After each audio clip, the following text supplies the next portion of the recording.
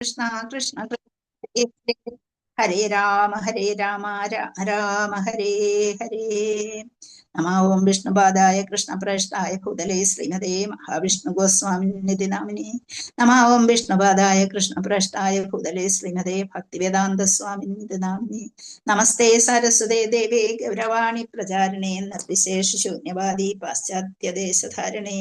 ജയ ശ്രീകൃഷ്ണ ചൈതന്യ പ്രഭു നിത്യാനന്ദ ശ്രീ അദ്വൈത ഗദാധാര ശ്രീവാസാദി ഗൗരഭക്തവൃന്ദ. ഹരേ കൃഷ്ണ കൃഷ്ണ കൃഷ്ണ ഹരേ ഹരേ, ഹരേ രാമ രാമ രാമ ഹരേ ഹരേ. ഹരേ കൃഷ്ണ. എല്ലാവർക്കും എൻ്റെ വിനീതമായ നമസ്കാരം. അതോടൊപ്പം എല്ലാവർക്കും ഒരു ഭാഗവതം ക്ലാസ്സിലേക്ക് കൂടി സ്വാഗതം. ഹരേ കൃഷ്ണ.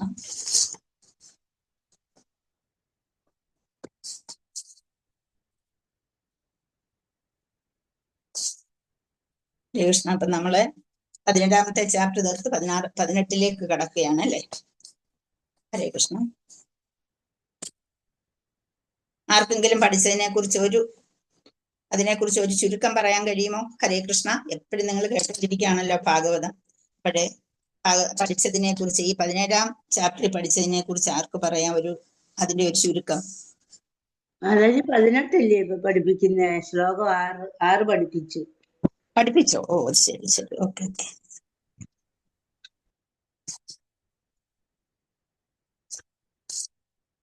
കുറെ ദിവസമായല്ലോ നമുക്ക് ക്ലാസ് ആയിട്ട്.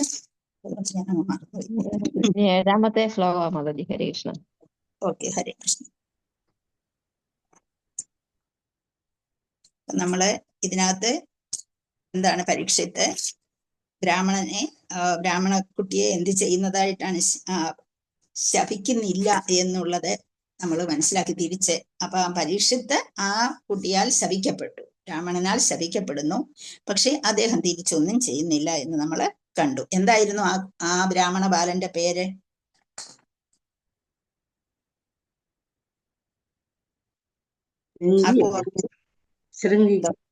ശൃംഗി അല്ലെ. നമ്മൾ ഇതിനകത്ത് എന്താണ്, പരീക്ഷിത് മഹാരാജാവിന്റെ ആ ഒരു ഗ്ലോറിയസ് ആയിട്ടുള്ള ചിന്തകളെ കുറിച്ച്, അല്ലെങ്കിൽ തനിക്ക് എങ്ങനെ മരണത്തെ അഭിമുഖീകരിക്കണമെന്നോ അതേക്കുറിച്ച് യാതൊരു ചിന്തയും ഇല്ലാതെ ഭഗവാൻ എന്ത് ചിന്തിക്കുന്നു അതിന് ഞാൻ എന്ത് ചിന്തിക്കുന്നു അതിനെ സ്വീകരിക്കാൻ ഞാൻ തയ്യാറാണ് എന്ന രീതിയിൽ ഇരിക്കുന്ന പരീക്ഷത്തിനെ നമ്മൾ കണ്ടു. അപ്പൊ പരീക്ഷിത്ത് എങ്ങനെയുള്ള വ്യക്തിയായിരുന്നു, ഏത് രീതിയിലുള്ള പരീക്ഷത്തിനെ എന്തിനോടൊക്കെ നമുക്ക് സാമ്യപ്പെടുത്താൻ കഴിയും? പരീക്ഷിത്ത് ആരായിരുന്നു? യഥാർത്ഥത്തിൽ അതെല്ലാം നമുക്കറിയാം. പക്ഷെ എന്തിനോട് സാമ്യപ്പെടുത്താൻ കഴിയും? നേരത്തെ ഉള്ള കാര്യങ്ങൾ വെച്ച് നോക്കുമ്പോൾ പരീക്ഷിത്ത് ആരാണ്? പരീക്ഷത്തിന്റെ ജനനം മഹാ അത്ഭുതമാണെന്ന് നമുക്കറിയാം. ഗർഭത്തിൽ നിന്ന് സംരക്ഷിക്കപ്പെട്ടതാണെന്ന് നമുക്കറിയാം. അതുപോലെ പിന്നെ ആരാണ്? മാതൃഗർഭ ഭഗതവീര സതതാ ഭൃഗനന്ദന ദദർശ പുരുഷം കശ്ചിത് ദഹ്യമാനോസ്ത്ര തേജസ്സ. അപ്പം ഉത്തരയുടെ ഗർഭത്തിൽ നിന്ന് ഭ്രൂണാവസ്ഥയിലായിരിക്കുമ്പോൾ എന്താണ്, അശ്വത്ഥാമാവിന്റെ ആ ബ്രഹ്മാസ്ത്രത്തിൽ നിന്ന് രക്ഷപ്പെടുത്തിയെടുത്ത ആ ഒരു ഭഗവാനെ കുറിച്ചുള്ള ചിന്തകളാൽ നിറഞ്ഞിരിക്കുന്ന മനസ്സോടുകൂടിയ ആളായിരുന്നു ആരെ? പരീക്ഷിത് മഹാരാജാവ്. അപ്പം ആ ഒരു മാതാവിന്റെ ഗർഭത്തിൽ വെച്ച് പോലും തനിക്ക് ആക്രമണം ഉണ്ടായി. അതുകൊണ്ട് അതിനെക്കുറിച്ചൊന്നും അദ്ദേഹം വറീഡല്ല. എന്ത് സംഭവിക്കുമ്പോഴും അതെല്ലാം ഈശ്വരഹിതമായി കണ്ടുകൊണ്ട് മഹാ അത്ഭുതമായി അദ്ദേഹത്തിന്റെ ജനനത്തെ, ഭഗവാനാൽ സംരക്ഷിക്കപ്പെട്ട ആ ജനനം അദ്ദേഹത്തിന്റെ പ്രത്യേകതയായിട്ട് നമുക്ക് അറിയാവുന്നതാണ്. അപ്പം എന്തുകൊണ്ട് ആയുശ്രമം യശോധർമ്മ ലോകാൻ ആശിഷയേവച ഹന്തി ശ്രേയാംസി സർവാണി പുംസോ മഹദതിക്രമ എന്ന് പറഞ്ഞാൽ എന്താണ്? ആയുശ്രമം, ഒരുവൻ മഹാത്മാക്കളോട് എന്തെങ്കിലും തെറ്റായി പെരുമാറിയാൽ പോലും അങ്ങനെ വരുമ്പോഴേ അദ്ദേഹം അതേക്കുറിച്ച് ഒന്നുമേ ചിന്തിക്കേണ്ടതില്ല. അദ്ദേഹം യാതൊരു രീതിയിൽ ഒരു മഹാത്മാവാണ് എന്നുണ്ടെങ്കിൽ തന്നോട് ഏതെല്ലാം മറ്റുള്ളവർ തന്നെ കുറ്റപ്പെടുത്തുകയോ വഴക്ക് പറയുകയോ എന്തൊക്കെയോ ചെയ്തോട്ടെ, അവര് നമ്മളെ കുറിച്ച് നല്ലത് പറയണമെന്ന് നമ്മൾ ഒരിക്കലും ആഗ്രഹിക്കരുത്. അല്ലെങ്കിൽ നല്ലത് നമ്മളോട് ചെയ്യണമെന്ന് ഒരിക്കലും ആഗ്രഹിക്കാതെ നമ്മൾ എന്ത് ചെയ്യണം? നമ്മൾ മിണ്ടാതെ, നമ്മൾ അതേക്കുറിച്ച് ചിന്തിക്കാതെ മിണ്ടാതിരിക്കുകയല്ല, നമ്മൾ അതേക്കുറിച്ച് മിണ്ടാതിരിക്കുക മീൻസ് എന്താണ്? നമ്മുടെ മനസ്സിൽ ആ ചിന്ത വരും. നമ്മൾ ഒരിക്കലും അതേക്കുറിച്ച് ചിന്തിക്കാതെ പരമപുരുഷനെ കുറിച്ച് ചിന്തിച്ചു കൊണ്ടിരിക്കുന്ന ഒരു പ്രകൃതം നമ്മളെ വളർത്തിയെടുക്കണം എന്നുള്ളതാണ്. അപ്പൊ അങ്ങനെയുള്ള ആ വ്യക്തിയുടെ ആയുസ്സായാലും ശരി, ഐശ്വര്യമായാലും ശരി, സത്കീർത്തിയായാലും ശരി, ധർമ്മമോ സമ്പത്തോ എന്ത് തന്നെ, സൗഭാഗ്യമോ എന്ത് തന്നെ ആയാലും ശരി, അതിന് യാതൊരു കോട്ടവും ഭഗവാൻ വരുത്തില്ല. പക്ഷേ അങ്ങനെ പെരുമാറുന്ന വ്യക്തിക്ക് ഇതെല്ലാം തീർച്ചയായും ഭഗവാൻ ഇതിനെയെല്ലാം ഇല്ലാതാക്കിയിരിക്കും. വെച്ചാൽ ഭഗവാന്റെ ആ പ്രത്യക്ഷത്തിൽ നമുക്കൊന്നും മനസ്സിലാകില്ല. അതിനുശേഷം ഭഗവത് ഭക്തനോട് എന്തെങ്കിലും രീതിയിൽ പെരുമാറിയാൽ അങ്ങനെ വരും എന്ന്, അങ്ങനെയുള്ള ഒരു രീതി ഉണ്ടാകും എന്ന് നമ്മൾ മനസ്സിലാക്കി വേണം നമ്മൾ ഓരോ വ്യക്തിയോടും പെരുമാറാൻ. കാരണം നമുക്ക് ആരെയും യഥാർത്ഥ ഭക്തനാര് എന്ന് കണ്ടെത്താൻ നമുക്ക് കഴിയുകയില്ല. നമ്മൾ വിചാരിക്കുന്ന, നമ്മൾ കാണുന്ന രീതിയിലായി അല്ല മറ്റാളുടെ മനസ്സ് പോകുന്നതെന്ന് നമ്മൾ മനസ്സിലാക്കണം. അപ്പൊ ഈ പരീക്ഷിത്തും യുധിഷ്ഠിര മഹാരാജാവും തമ്മിൽ എന്തെങ്കിലും വ്യത്യാസം ഉണ്ടായിരുന്നോ? അവർ രണ്ടുപേരും ഒരുപോലെ ആയിരുന്നോ? എന്തായിരുന്നു നമ്മൾ ഇവിടെ കണ്ടിട്ടുള്ളത്? പരീക്ഷിത്തും യുധിഷ്ഠിര മഹാരാജാവിനെ പോലെ കൊച്ചുമകനായിരുന്നു, എല്ലാ രീതിയിലും വളർത്തിയെടുത്തു എന്നൊക്കെ പറഞ്ഞു. അപ്പൊ നിങ്ങൾ പ്രത്യേകമായിട്ട് എന്തെങ്കിലും അവിടെ ഒരു ഇത് കണ്ടോ, വ്യത്യാസം കണ്ടോ? ഇത്രയും പഠിച്ചതിൽ നിന്ന് എന്താണ് വ്യത്യാസമുള്ളത്? പിതാമഹ സമ എന്നൊക്കെ പഠിച്ചു അല്ലേ? ഓർമ്മയില്ലേ ആർക്കും? അവിടെ എന്തെങ്കിലും വ്യത്യാസം കണ്ടോ? ആരും കണ്ടില്ല അല്ലേ? പിതാമഹന്റെ അതേപോലെ തന്നെയല്ലേ പരീക്ഷത്ത് രാജ്യം ഭരിച്ചിരുന്നതൊക്കെ? ഹരേ കൃഷ്ണ. പിതാമഹന്റെ അതേ രീതിയിൽ തന്നെ, പിതാമഹ സമ അല്ലെ, അതേ രീതിയിൽ തന്നെയാണ് രാജ്യം ഭരിച്ചു പോയിരുന്നത്. പക്ഷെ എവിടെയെങ്കിലും ഒരു വ്യത്യാസം കണ്ടതായിട്ട് ഓർമ്മയുണ്ടോ? ഇല്ല അല്ലെ? പിതാമഹ സമ സാമ്യേ പ്രസാദേ ഗിരിശോഭമ ആശ്രയ സർവഭൂതാനാം യഥാ ദേവോരാശ്രയ എന്നാണ് നമ്മൾ കണ്ടത് അല്ലെ? യുധിഷ്ഠിനെയും ബ്രഹ്മാവിനെയും പോലെ സമചിത്തതയോടുകൂടിയ ആളായിരുന്നു പിതാമഹ സമ. സാമ്യേ ഗിരിശോഭമ എന്ന് വെച്ചാൽ ആരാണ്? ഗിരിശനാരാ? ശിവന്റെ അതേ രീതിയിലുള്ള ആ അത്യുദാരനായിട്ട്, അതാണ് സമേ ഗിരിശോഭമ ആശ്രയ സർവഭൂതാന, എല്ലാവർക്കും ആശ്രയമായിട്ട് ദേവോരാശ്രയ, അങ്ങനെയാണ് ഭരിച്ചിരുന്നത് എന്ന് നമ്മൾ കണ്ടു. പക്ഷെ വ്യത്യാസം കണ്ടത് എന്താണ്? കുതിരയുടെ കാര്യത്തിൽ മാത്രമേ അവിടെ വ്യത്യാസം നമ്മൾ കണ്ടുള്ളൂ അല്ലെ? പരീക്ഷത്തിന്റെ കുതിരയുടെ വ്യത്യാസം. അപ്പൊ ആ ഒരു എന്ത് കളറായിരുന്നു പരീക്ഷത്തിന്റെ കുതിരയുടെ കളറ്? കറുപ്പ് കളർ. കറുപ്പായിരുന്നു. യുധിഷ്ഠിരന്റെയോ? വെള്ള കളർ. അവര് നമുക്ക് എടുത്തു പറയാവുന്ന ഒരു വ്യത്യാസം അത് മാത്രമേ ഉള്ളൂ. അതാണ് പിതാമഹ സമ സാമ്യേ പ്രസാദേ ഗിരിശോഭമ ആശ്രയ സർവഭൂതാന യഥാ ദേവോരമാശ്രയ. നമുക്ക് അല്ലാതെ അവിടെ ഒരു വ്യത്യാസവും എടുത്തു പറയാനില്ല. പരീക്ഷിത്ത് ഒരു ഗ്രേറ്റ് എംപറർ ആയിരുന്നു, യുധിഷ്ഠിരനും ഗ്രേറ്റ് എംപറർ ആയിരുന്നു. അതുപോലെ എല്ലാവരെയും സമചിത്തതയോടെ കാണുന്ന ആളായിരുന്നു. പക്ഷേ എല്ലാവരെയും തോൽപ്പിക്കാൻ അവർക്ക് രണ്ടുപേർക്കും കഴിഞ്ഞിരുന്നു. വേണ്ടവരെ, കാണുന്നവരെയൊക്കെ തോൽപ്പിക്കുകയല്ല, അതിനനുസരിച്ചുള്ളവരെ തോൽപ്പിക്കാൻ അവർക്ക് കഴിഞ്ഞിരുന്നു. രണ്ടുപേരും പാണ്ഡുവംശത്തിന്റെ അഥവാ അവരുടെ വംശത്തിന്റെ ശ്രേയസ് ഉയർത്തിക്കാട്ടിയവരായിരുന്നു. അതുപോലെയും അവരെത്ര കാലം ഭരിച്ചു അത്ര നല്ലയും അവർ യങ് പവർഫുൾ ആയിട്ട് തന്നെ ഭരിച്ചുപോയി. അവർ രണ്ടുപേർക്കും കിങ്ലി ഓപ്പുലൻസസ് ഒരുപോലെ ഉണ്ടായിരുന്നു എന്ന് നമ്മൾ കണ്ടിരുന്നു. അപ്പൊ ഇത് ഇത്രയും എടുത്ത് പറയേണ്ടതാണ്. പിന്നെ പ്രത്യേകിച്ച് പറയാനനുസരിച്ച് 7ാമത്തെ ശ്ലോകമാണെന്നല്ലോ പറഞ്ഞത് അല്ലേ? 7ാമത്തെ ശ്ലോകത്തിലേക്ക് കടത്താം.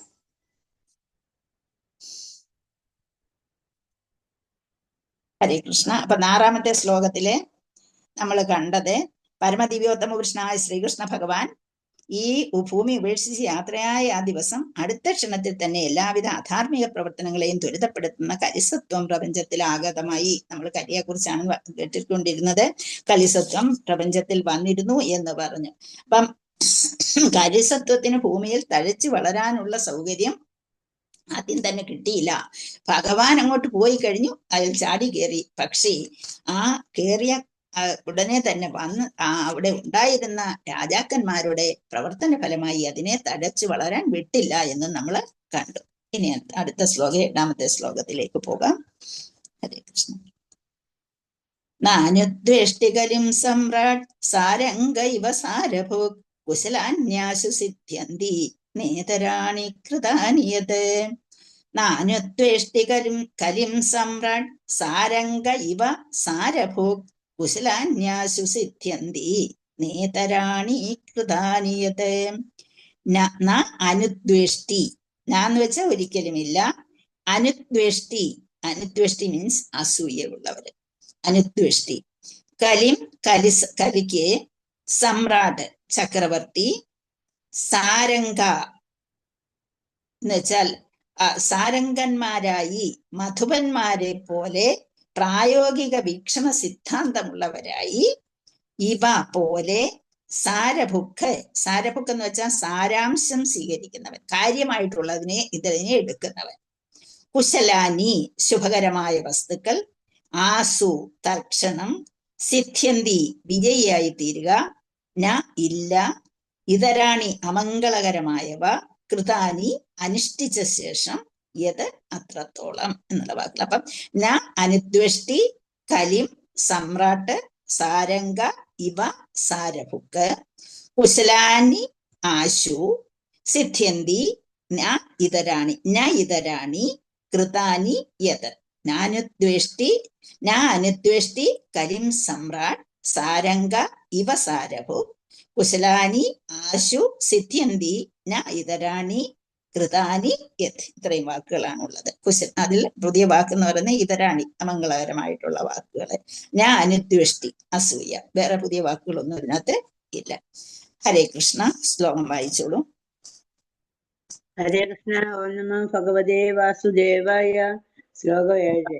ഞാനുദ്വേഷ്ടി കലിം സമ്രാട് സാരംഗ ഇവ സാരഭുക് കുശലാന്യാസു സിദ്ധ്യന്തി നേത്രരാണി കൃതാനി യത്. ഹരേ കൃഷ്ണ. നേതരാണി നമ്മൾ പിരിച്ചു പറയുമ്പോൾ ന ഇതരാണി, നേതരാണി. ഒരാളുടെ വായിച്ചോളൂ. ഹരേ കൃഷ്ണ. നമോ ഭഗവതേ വാസുദേവായ. ഗുരുഭ്യോ നമ. ഞാനുദ്വേഷ്ടി കലിം സമ്രാട് സാരംഗ ഇവ സാരഭോ കുശലാന്യാസു സിദ്ധ്യന്തി നേതരാണി കൃതാനി യത്. ഹരേ കൃഷ്ണ. മാതാജി. പരീക്ഷിത് മഹാരാജാവിന്റെ സ്വഭാവത്തെ കുറിച്ചാണ് പറഞ്ഞിരിക്കുന്നത്. അപ്പം അതിനകത്ത് പ്രത്യേകമായിട്ട് എടുത്തു പറയുന്ന കാര്യങ്ങൾ എന്തൊക്കെയാണെന്ന് നമുക്ക് നോക്കാം. പൂക്കളിലെ ട്രാൻസ്ലേഷൻ ആൻഡ് പർപ്പസ് സി ഭക്തിവേദാന്ത സ്വാമി ശ്രീല പ്രഭുവാദി കി ജയ്, ഗുരുദേവ് കി ജയ്, അദ്ദേഹം ഗുരുദേവ് കി ജയ്. ജ്ഞാനതിമിരാന്തസ്യ ജ്ഞാനാഞ്ജന ശലാകയാ ചക്ഷുരുന്മീലിതം യേന തസ്മൈ ശ്രീ ഗുരവേ നമഃ. ഹരേ കൃഷ്ണ. ഗുരുദേവ് കി ജയ്, പ്രഭുവാദി കി ജയ്. അപ്പം വിവർത്തനത്തിൽ നമ്മൾ കാണുന്നത് പൂക്കളിലെ അന്തസത്ത എന്ന് പറയുന്ന തേൻ നുകരുന്ന മധുവന്മാരെ പോലെ ഒരു യഥാർത്ഥ സിദ്ധാന്തക്കാരനായിരുന്നു എന്ന് പരീക്ഷിത് മഹാരാജാവ് എന്ന് പറഞ്ഞിരിക്കുന്നു. എന്തുകൊണ്ടാണ് അങ്ങനെ പറയാൻ കാരണം എന്താണ്? ആർക്കെങ്കിലും ചിന്തിച്ച് പറയാൻ കഴിയുമോ? ഒരു വണ്ട് എന്ത് ചെയ്യും? അല്ലെങ്കിൽ തേനീച്ച പോയിട്ട് എന്ത് ചെയ്യും? തേൻ മാത്രം എടുക്കും, അല്ലേ? എന്ന് വരുന്ന അതുപോലെ യഥാതഥ സിദ്ധാന്തക്കാരനായിരുന്നു പരീക്ഷിത് എന്ന് പറയുന്നത്. എന്താണ്? ഒരു കലിയുഗത്തിലാണ് അദ്ദേഹം എത്തിപ്പെട്ടത്. ആർക്കെങ്കിലും പറയാൻ കഴിയുന്നുണ്ടോ? ഹരേ കൃഷ്ണ.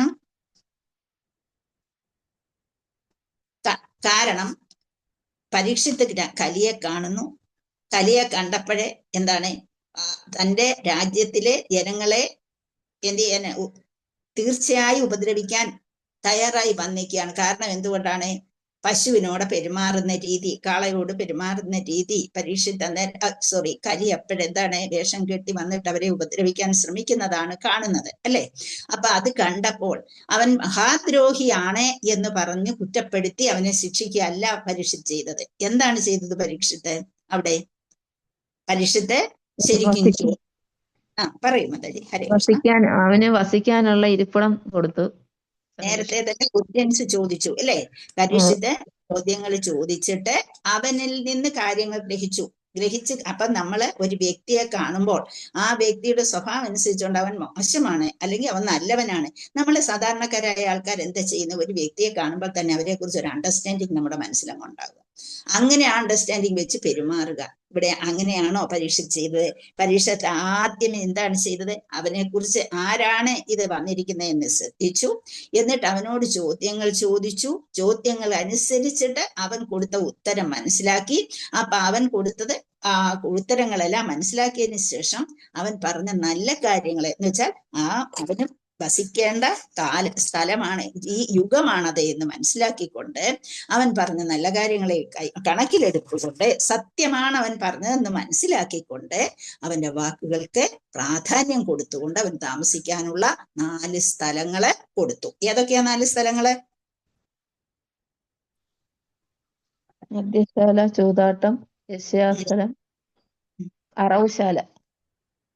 പിന്നെ മനുഷ്യർ എന്ത് ചെയ്യുന്ന സ്ഥലങ്ങളൊക്കെ കൊടുത്തു? ഏതൊക്കെ സ്ഥലങ്ങൾ കൊടുത്തു? എന്തിനൊക്കെ പറ്റിയ സ്ഥലങ്ങളാണ് കൊടുത്തത്? സമൂഹത്തിലെ ഏറ്റവും മോശമായിട്ട് പെരുമാറിക്കൊണ്ടിരുന്ന 4 സ്ഥലങ്ങളാണ് കൊടുത്തത്, അല്ലേ? അപ്പൊ കൊടുത്തപ്പോൾ എന്ത് സംഭവിച്ചു? ആ സ്ഥലങ്ങളൊന്നും എവിടെ ഇല്ലായിരുന്നു? ചൂതാട്ടം നടക്കുന്ന ക്ലെൻലിനെസ് ഇല്ലാത്ത സ്ഥലം, അങ്ങനെയുള്ള സ്ഥലവും രാജാവിന്റെ കാലത്ത് അവിടെ ഉണ്ടായിരുന്നില്ല. അതുകൊണ്ട് എന്ത് ചെയ്തു? അവൻ എന്ത് ചെയ്തു? വീണ്ടും ഇതൊന്നും അവിടെ ഇല്ലാത്തത് കൊണ്ടാണ് ചോദിക്കുന്നത്. എന്താ, എനിക്ക് ഇതുകൊണ്ട് യാതൊരു ഫലവും ഇല്ല, ഇത് കിട്ടിയത് കൊണ്ട്. ഈ രാജ്യത്ത് ഇതൊന്നും ഇല്ല. അതുകൊണ്ട് എന്ത് ചെയ്തു? ഒരു സ്ഥലം കൂടി ചോദിച്ചു. അപ്പോഴാണ് സ്വർണത്തിന്റെ ഇതും കൊടുക്കുന്നത്, അല്ലേ? അപ്പം കലിയുഗമാണ് വരുന്നത്.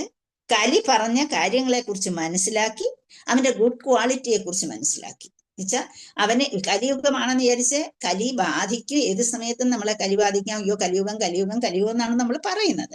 പക്ഷേ ആ കലിയുഗത്തെ വേണ്ട രീതിയിൽ നമുക്ക് മനസ്സിലാക്കി നിയന്ത്രിക്കാൻ കഴിഞ്ഞാൽ കലിയുഗം നമ്മെ ബാധിക്കുകയില്ല എന്നതുപോലെയാണ് പരീക്ഷത്ത് ആ കലിയിലുള്ള ഗുഡ് ക്വാളിറ്റിയെ മനസ്സിലാക്കി.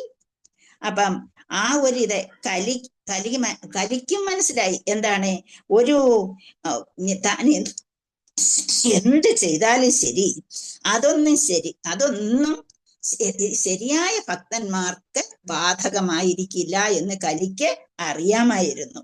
അപ്പം ആ ഒരു ഹരികഥയുടെ പ്രാധാന്യം എന്താണ് എന്നും കലിക്ക് അറിയാമായിരുന്നു. കാരണം എന്താണ്, അദ്ദേഹത്തിന്റെ രാജ്യത്തുള്ളവരെല്ലാം ഭക്തന്മാരാണ് എന്ന് മനസ്സിലാക്കിക്കൊണ്ടാണ് എന്ത് ചെയ്യാം, സ്വർണത്തിൽ ഇരുന്നു കൊണ്ട് മനുഷ്യനെ പ്രലോഭിപ്പിച്ചുകൊണ്ട് മനുഷ്യന്റെ മനസ്സിനെ ആ 4 സ്ഥലം കൊടുത്തിടത്തേക്ക് മനുഷ്യ മനസ്സിനെ മാറ്റിയെടുക്കാൻ കലിക്ക് കഴിയും എന്ന് കലിക്ക് മനസ്സിലാവുകയും ചെയ്തു.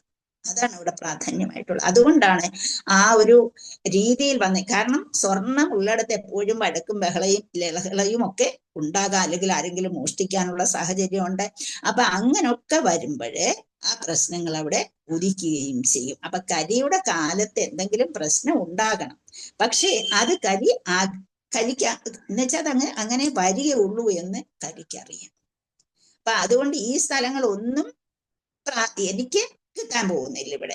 അതുകൊണ്ട് തീർച്ചയായും എനിക്കൊരു സ്ഥലം കൂടി വേണം എന്ന് പറഞ്ഞുകൊണ്ടാണ് ആ സ്ഥലത്തെ ഇങ്ങനെ ഡൈവേർട്ട് ചെയ്യിക്കത്തക്ക ബുദ്ധി അവിടെ കാണിക്കുകയും ചെയ്തിരുന്നു. പക്ഷേ ആ കലിയുടെ മനസ്സിലുള്ള എന്ന് വെച്ചാൽ തന്റെ ജനങ്ങളെ എല്ലാം ഭക്തന്മാരാക്കിയാണ് വെച്ചിരിക്കുന്നത്, പരീക്ഷിത് മഹാരാജാവ് വെച്ചിരിക്കുന്നത്. അപ്പൊ എന്റെ രാജ്യത്ത് തീർച്ചയായും കലിക്ക് ഒന്നും ചെയ്യാൻ കഴിയയില്ല എന്ന് അദ്ദേഹം മനസ്സിലാക്കുകയും ചെയ്തിരുന്നു. അപ്പം ഒരു പൂക്കളിലെ അന്തസത്തയായ മകരന്തം മാത്രം നുകരുന്ന മധുവന്മാരെ പോലെ ഒരു യഥാർത്ഥ സിദ്ധാന്തക്കാരനായിരുന്നു പരീക്ഷിത്ത്. പക്ഷെ ആരിലുമുള്ള നന്മയെ മാത്രം എടുക്കാൻ കഴിവുള്ള ആളായിരുന്നു പരീക്ഷിത് മഹാരാജാവ്. അപ്പം കലിയുഗത്തിൽ ശുഭകരമായ വസ്തുക്കൾ വളരെ പെട്ടെന്ന് സത്ഫലങ്ങൾ ഉളവാക്കുന്നു. കലിയുഗത്തിന്റെ പ്രത്യേകതയാണ്. നമ്മൾ കേട്ടിട്ടുണ്ട്, കലിയുഗത്തിൽ വന്ന് ജനിക്കാനായിട്ട്, ഈ ഭൂമിയിൽ കലിയുഗത്തിൽ വന്ന് ജനിക്കാനായിട്ട് ദേവന്മാരെല്ലാം ആഗ്രഹിക്കുന്നു എന്ന് നമ്മൾ കേട്ടിട്ടുണ്ട്. എന്തുകൊണ്ടാണ് അങ്ങനെ? ദേവന്മാർക്ക് എന്തിനായി ഭൂമിയിൽ വന്ന് കഷ്ടപ്പെടുന്നത്? ഭൂമിയിൽ വന്നിട്ട് ജനിക്കണമെന്ന് ദേവന്മാർ പോലും ആഗ്രഹിക്കുന്നു എന്ന് നമ്മൾ പഠിച്ചിട്ടുണ്ട്. എന്തുകൊണ്ടാണ് അങ്ങനെ പറയാൻ കാരണം? നാമസങ്കീർത്തനം കൊണ്ട്. നാമസങ്കീർത്തനം കൊണ്ട് ഭഗവാന്റെ അടുത്തെടുത്താൻ കഴിയുമെന്നുള്ളത്, അല്ലേ? അപ്പൊ നമ്മള് തീർച്ചയായും നമ്മൾ ജനനം കിട്ടിയാൽ തീർച്ചയായും മരിക്കണം എന്നുള്ളത് നമുക്കറിയാവുന്ന ഒരു കാര്യമാണ്. ജാതസ്യ ധ്രുവോ മൃത്യുർ ധ്രുവം ജന്മ മൃതസ്യജ, അല്ലേ? തസ്മാത് അപരിഹാര്യർത്തേ നത്വം ശോചിതും അർഹസി എന്ന് ഭഗവാൻ തന്നെ അർജുനന് പറഞ്ഞു കൊടുത്തിട്ടുണ്ട്. നമ്മൾ മരണത്തെ കുറിച്ച് ഓർത്തോ മറ്റൊരു കാര്യത്തെ കുറിച്ച് ഓർത്തോ ഒന്നും തന്നെ സങ്കടപ്പെടേണ്ട കാര്യമില്ല. തീർച്ചയായും ജനിച്ചോ മരിക്കും, അത് തീർച്ചയാണ്. പക്ഷെ കിട്ടുന്ന ഒരു കാലം കൊണ്ട് നമ്മൾ എന്ത് ചെയ്യണം? നമ്മള് ഭഗവാനെ വിളിച്ചുകൊണ്ട് തിരിച്ചു പോകാൻ കഴിയണം. അപ്പൊ അങ്ങനെ ജനങ്ങൾ പരിശുദ്ധ ഭക്തരാക്കി മാറ്റുക എന്നുള്ളതായിരുന്നു അദ്ദേഹത്തിന്റെ ഉദ്ദേശം. അപ്പൊ ആരിൽ നിന്ന് എവിടെ നിന്നും അദ്ദേഹം നല്ലതിനെ മാത്രം സ്വീകരിക്കുന്ന ആളായിരുന്നു എന്ന് പറഞ്ഞിരുന്നു. അശുഭകരമായ കർമ്മങ്ങൾ യഥാർത്ഥമായി നിർവഹിക്കണമെങ്കിൽ മാത്രമേ തദനുസരണമായ ഫലങ്ങൾ അനുഭവത്തിൽ വരികയുള്ളൂ. അത് അശുഭമായ കാര്യങ്ങൾ വന്നാൽ പോലും അതിനെ നല്ലതാക്കി മാറ്റാൻ നമുക്ക് കഴിവുണ്ടായിരിക്കും. അപ്പം ഇവിടെ കൊണ്ടുവന്നിരിക്കുന്ന ഈ സ്വഭാവ സവിശേഷതകളൊന്നും എന്റെ ജനങ്ങളുടെ അടുത്ത് തീർച്ചയായും അത് നടക്കാൻ പോകുന്നില്ല എന്ന് പരീക്ഷിത് മഹാരാജാവിന് അറിയാമായിരുന്നു. അതുകൊണ്ടാണ് കലി പറഞ്ഞ കാര്യങ്ങൾ സത്യമാണെന്ന് മനസ്സിലാക്കിക്കൊണ്ട് അദ്ദേഹത്തെ ഉപദ്രവിക്കാതെ വിട്ടു. അപ്പം നേരത്തെ നമുക്കറിയാം, നൈമിശാരണ്യത്തിൽ വെച്ച് ഇവർ ചോദ്യം ചോദിക്കുന്ന കൂട്ടത്തിലെ ഒരു ചോദ്യമുണ്ട്. എന്താണ്? എന്തിനാണ് അത് സമ്മതിച്ചത്? വിദൂര മൈത്രേയ സംഭാഷണമൊക്കെ ഉണ്ടല്ലോ, ആ സമയത്ത് ചോദിക്കുന്നുണ്ട്. കലിയെ ഉപദ്രവിക്കാൻ ആ ഒരു സങ്കോചം അവർക്കുണ്ടായിരുന്നു. ഈ കലിയെ ഇവിടെ അനുവദിച്ചത് കൊണ്ടല്ലേ ഇപ്രകാരം വന്നേ. പക്ഷെ എന്തുകൊണ്ട് കലിയെ അനുവദിക്കാതിരിക്കാൻ പറ്റില്ല? കാരണം കലിയുടെ യുഗമായിരുന്നു അത്. അപ്പൊ അതുകൊണ്ടാണ്, അവർക്ക് അറിയാവുന്നത് കൊണ്ടാണ് ഈ 1000 വർഷം നീണ്ടു നിൽക്കുന്ന ഈ യാഗം അവിടെ നടത്താൻ കാരണം തന്നെ. അപ്പം ആ യാഗം യജ്ഞം നടത്തുന്നതിന്റെ ഉദ്ദേശം തന്നെ കലിയുഗത്തിൽ നിന്ന് മനുഷ്യരെ രക്ഷിക്കുക എന്നുള്ളത് മാത്രം ആയിരുന്നു എന്ന് നമ്മൾ ഇതെല്ലാം പഠിച്ചിട്ടുള്ളതാണ്. നമുക്കിതെല്ലാം അറിയാം. അപ്പം ശരിക്കുള്ള ജീവിതം നമ്മളെ യത്കൃത കൃഷ്ണ സംബന്ധേ, നമ്മൾ എന്ത് ഉദ്ദേശിക്കുന്നതായാലും അത് കൃഷ്ണ സംബന്ധമായി തീർന്നാൽ, കൃഷ്ണനുമായി ബന്ധപ്പെടുത്തിക്കൊണ്ടുള്ളതായാൽ അവരെ ഒരിക്കലും ആർക്കും ഉപദ്രവിക്കാൻ കഴിയുകയില്ല എന്നുള്ളതാണ്. അപ്പം അങ്ങനെ നമ്മൾ ചിന്തിക്കുന്നതേ നമ്മൾ അതിൽ നിന്നൊക്കെ വിട്ടുപോയി കഴിഞ്ഞാൽ തീർച്ചയായും അതെല്ലാം. അപ്പൊ പരീക്ഷിത്ത് ശുദ്ധഗോസ്വാമിയായിട്ട് സംസാരിക്കുന്ന അവസരത്തിൽ പറഞ്ഞു കൊടുക്കുന്നു, പാമ്പിന്റെ മാളം പോലെ വിഷം പുരണ്ടതായിരിക്കും കലിയുഗത്തിലെ ഓരോ ഇത്. അപ്പൊ അതുകൊണ്ട് നമ്മൾ വളരെ ശ്രദ്ധയോടുകൂടി കലിയുഗത്തിൽ ഈശ്വര ചിന്തയോടുകൂടി കഴിയുന്നവർക്ക് ഈ പ്രശ്നങ്ങളൊന്നും അസഹ്യമായി തോന്നുകയേ ഇല്ല. അപ്പൊ ഏതിൽ നിന്നും നല്ലതെടുക്കുക, പൂവിൽ നിന്നും നല്ലതെടുക്കുന്നത് പോലെ എന്നുള്ളതാണ്. അപ്പം കലിയുഗത്തിൽ സത്കർമ്മങ്ങൾ ചിന്തിക്കുക വഴി മാത്രം ജീവസത്തയ്ക്ക് സത്കർമ്മ ഫലങ്ങൾ പാരിതോഷികമായി കിട്ടുന്നു എന്നാണ് ഇവിടെ പറഞ്ഞിരിക്കുന്നത്. അപ്പം മഹാരാജാവ് കലിസത്വത്തോടെ നീ എന്തിനിവിടെ വന്നു? ഞാൻ മഹാരാജാവാണ്, ലോകത്തിന്റെ മുഴുവൻ മഹാരാജാവാണ് ഞാൻ, എന്നെ ഉപദ്രവിക്കാൻ വന്ന ആ ദേഷ്യം ഒന്നും കലിയോട് കാണിച്ചില്ല, ഈർഷ്യയും പുലർത്തിയതുമില്ല. അപ്പൊ കലിയുഗത്തിൽ പാപകർമ്മങ്ങളുടെ ഇരകളായി നിബദിക്കുന്നതിൽ നിന്ന് തന്റെ ജനങ്ങളെ സംരക്ഷിക്കുന്നതിന് വേണ്ടി അദ്ദേഹം രാജ്യം മുഴുവനും കൊണ്ട് നിറയ്ക്കാനാണ് അദ്ദേഹം ശ്രദ്ധിച്ചത് എന്നുള്ളതാണ്. അങ്ങനെ ജനങ്ങളെ സംരക്ഷിക്കാൻ അദ്ദേഹം നോക്കി. കാരണം എന്താണ്? ആ ഒരു ഭക്തരെ ഉപദ്രവിക്കാൻ തീർച്ചയായിട്ടും കലിക്ക് കഴിയില്ല എന്നുള്ളത് അദ്ദേഹത്തിന് അറിയാമായിരുന്നു. അപ്പൊ അങ്ങനെ പാപകർമ്മങ്ങളുടെ ഫലമായി അതിന്റെ നിരകളായിട്ട് വരാൻ തന്റെ ജനങ്ങളെ ഒരിക്കലും അദ്ദേഹം സമ്മതിച്ചില്ല. അപ്പം കലിസത്വത്തിന് വസിക്കാനും സ്ഥലം നൽകി, എല്ലാ സൗകര്യങ്ങളും അതിന്റെ ആ കാലഘട്ടത്തെ നിലനിർത്തിക്കൊണ്ടുപോകാൻ, അതിനെ ചോദ്യം ചെയ്യാൻ ആർക്കും അവകാശമില്ല. സത്യയുഗ ഓരോ യുഗങ്ങളും വരുമ്പോൾ ആ യുഗത്തെ നിലനിർത്തിക്കൊണ്ടു പോകേണ്ടത് പ്രകൃതിയുടെ ആവശ്യമാണ്. അത് നിലനിർത്തിക്കൊണ്ട് തന്നെ പോവുകയും ചെയ്യും. അപ്പം ഓരോ രീതിയിലും മുന്നോട്ട് പോകുമ്പോഴും ഇത് നമ്മളിപ്പോ പറയൂ കലിയുഗത്തിൻ്റെതാണ്, പക്ഷെ നമ്മൾ ചെയ്യുന്ന പ്രവൃത്തിയുടേതാണ് നമ്മൾ അനുഭവിച്ചു കൊണ്ടിരിക്കുന്നതെന്ന് നമ്മൾ ഒരിക്കലും ഓർക്കാറില്ല. വരുന്നതൊക്കെയും കലിയുഗം കൊണ്ടാണ് എന്നും പറഞ്ഞ് നമ്മൾ രക്ഷപ്പെടാൻ നോക്കുകയാണ് ചെയ്യുന്നത്. അപ്പൊ കലിയുഗത്തിൽ നമുക്ക് എന്തൊക്കെയാണ് പ്രത്യേകം നമ്മൾ എങ്ങനെയാണ് പെരുമാറേണ്ടത്? നമ്മൾ ചെയ്യുന്ന ഓരോ പ്രവൃത്തിയും എങ്ങനെയായിരിക്കണം? സത്യസന്ധതയോടുകൂടിയായിരിക്കും. കാരണം എന്തുകൊണ്ട്? ഈ 4 യുഗങ്ങളിലും പെട്ട് ഇപ്പൊ ഉള്ള ഒരേ ഒരു കാലം എന്തുവാണ് ഉള്ളത്? ഏതാണ് ഇവിടെ ഉള്ളത്? സത്യം മാത്രമാണ്. അപ്പൊ അത് നിലനിർത്തണമെങ്കിൽ നമ്മൾ എന്ത് ചെയ്യണം? നമ്മുടെ പെരുമാറ്റം എങ്ങനെയായിരിക്കണം? സത്യസന്ധത്തോടുകൂടി നമ്മൾ ചെയ്യുന്നതെല്ലാം നമ്മളെ ശാസ്ത്രമനുസരിച്ചും അതുപോലെ മറ്റുള്ളവരിൽ നിന്ന് സാധുസംഘത്തിന്റെ സഹായത്തോടു കൂടിയും സാധുസംഘത്തിന്റെ ഉപദേശം അനുസരിച്ചും ഒക്കെയാണ് നമ്മുടെ പ്രവർത്തനങ്ങൾ മുന്നോട്ട് പോകുന്നതെങ്കിൽ അപ്പോൾ ചോദിക്കും, നമ്മൾ എങ്ങനെയാണ് നമ്മൾ ഓരോ പ്രവൃത്തിയും ചെയ്യുമ്പോൾ സാധുസംഘത്തിനോട് ഓടി ചെന്ന് ചോദിക്കാൻ പറ്റുമോ എന്ന് സാധാരണ കാര്യങ്ങളൊക്കെ നമ്മൾക്ക് നല്ലതായിട്ടുള്ള ഉപദേശം കിട്ടിയിട്ടുണ്ടെങ്കിൽ അതേ രീതിയിൽ കൊണ്ടുപോകാൻ കഴിയും.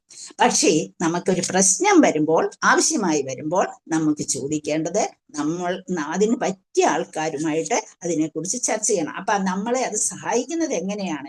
ഓടിച്ചെന്ന് ചോദിക്കാനോ പറയാനോ ഒന്നും പറ്റില്ല ആ സമയത്ത് നമുക്ക് പ്രശ്നം വരുമ്പോൾ. അപ്പൊ നമ്മൾ എന്ത് ചെയ്യണം? നമ്മൾ പഠിച്ചിട്ടുള്ള ഭഗവത്ഗീതയിലെ വാക്കുകളും അതുപോലെ ശാസ്ത്രോത്കൃഷ്ടമായിട്ടുള്ള വാക്കുകളും അതുപോലെ സാധുസംഘത്തിൽ നിന്ന് കിട്ടിയിട്ടുള്ള വാക്കുകളും ഇതൊക്കെ നമുക്ക് അവിടെ തുണയായിട്ട് വരും. നമുക്കൊരു പ്രശ്നം വരുമ്പോ ഭഗവത്ഗീതയിൽ ഭഗവാൻ ഇങ്ങനെ പറഞ്ഞിട്ടുണ്ടല്ലോ എന്നുള്ള ഓർമ്മ നമുക്ക് കിട്ടും എന്നുള്ളതാണ്. അത് ആ ഒരു പ്രശ്നത്തെ അഭിമുഖീകരിക്കാൻ കഴിയാതെ നിൽക്കുന്ന സമയത്ത് നമ്മൾക്ക് അതുകൊണ്ടാണ് നമുക്ക് സാധുസംഘം വേണമെന്ന് പറയുന്നത്. നമ്മുടെ ഓരോ പ്രശ്നങ്ങളെ അഭിമുഖീകരിക്കാൻ നമ്മൾ കേട്ട വാക്കുകൾ നമ്മളെ സഹായിക്കും എന്നുള്ളതാണ്. അപ്പം അങ്ങനെ ഒരു യഥാർത്ഥത്തിൽ പരീക്ഷത്തിന്റെ സംഘത്തെ കുറിച്ച് ഞാൻ നേരത്തെ പറഞ്ഞിരുന്നു. പരീക്ഷത്തിന്റെ രാജ്യത്തിലെ എന്തെങ്കിലും ഒരു യജ്ഞമൊക്കെ നടത്തുന്ന അവസരത്തില് ദേവന്മാരെ പോലും കാണാൻ സാധാരണക്കാർക്ക് കഴിയുമായിരുന്നു. അതുപോലെ പരീക്ഷത്തിന് മാത്രമല്ല യുധിഷ്ഠിരന്റെ കാലത്തും.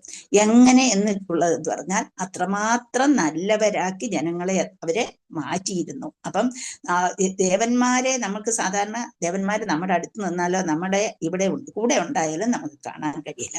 പക്ഷെ ആ കാലഘട്ടത്തിൽ അത്രമാത്രം പരിശുദ്ധി അവിടെ ഉണ്ടായിരുന്നു എന്നുള്ളതാണ്. അപ്പം പരീക്ഷിത്ത് മഹാരാജാവിന്റെ സത്സംഗം നടത്തിയിരുന്നിടത്ത് ദേവന്മാര് വന്നിരുന്നു. ആ ദേവന്മാരെ കാണാൻ പോലും സാധാരണ മനുഷ്യരെ അദ്ദേഹം അനുവദിക്കുകയും ചെയ്തിരുന്നു. അപ്പം ഒരു ഉത്തമ ഭക്തനായി തീരുക എന്നുള്ളത് വളരെ എളുപ്പമുള്ള ഒരു കാര്യമൊന്നും അല്ല. എന്നിരുന്നാൽ തന്നെയും അതിലേക്ക് ചരിഞ്ഞ് പ്രവർത്തിക്കുന്നവർക്ക് അവരുടെ ജീവിതം സഫലമായി തീരാൻ ഭഗവാന്റെ ഉപദേശങ്ങൾ ഒരു ഭാഗത്തുണ്ട്, ശാസ്ത്രോക്തമായിട്ടുള്ള കാര്യങ്ങൾ ഒരു ഭാഗത്തുണ്ട്, നമ്മുടെ സാത്സംഗത്തിൽ നിന്ന് കിട്ടുന്ന ഉപദേശങ്ങൾ ഒരു ഭാഗത്തുണ്ട്. ഇതൊക്കെ വെച്ചുകൊണ്ട് വേണം നമ്മുടെ പ്രവർത്തികൾ മുന്നോട്ട് കൊണ്ടുപോകാൻ. അപ്പം നമ്മളെങ്ങനെ ഭഗവാന്റെ കാര്യങ്ങൾ അല്ലെങ്കിൽ ഒരു ഗുരുവിൽ നിന്ന് അല്ലെങ്കിൽ ഒരു അറിവുള്ള ഒരു വ്യക്തിയിൽ നിന്ന് എങ്ങനെ കാര്യങ്ങൾ ചോദിച്ചു മനസ്സിലാക്കും എന്നതിന് ഭഗവത്ഗീത പറയുന്ന ശ്ലോകം ഏതാണ്?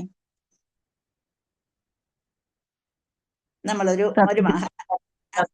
പ്രണിപാതേന പരിപ്രശ്നേന സേവയ 4:34 പറഞ്ഞു തന്നിട്ടുണ്ട്. എന്റെ തദ്വിധി പ്രണിപാതേന പരിപ്രശ്നേന സേവയ ഉപദേശിയത് ജ്ഞാനിന തത്വദർശനം. അറിവുള്ള ആൾക്കാരിൽ നിന്ന് നമ്മൾ ചോദ്യങ്ങൾ ചോദിച്ച് നമ്മൾ വേണ്ട രീതിയിൽ ചോദിക്കുമ്പോൾ അവരിൽ നിന്ന് വരുന്ന വാക്കുകൾ അമൃത് പോലെ നമ്മളെ സഹായിക്കും എന്നുള്ളതാണ്.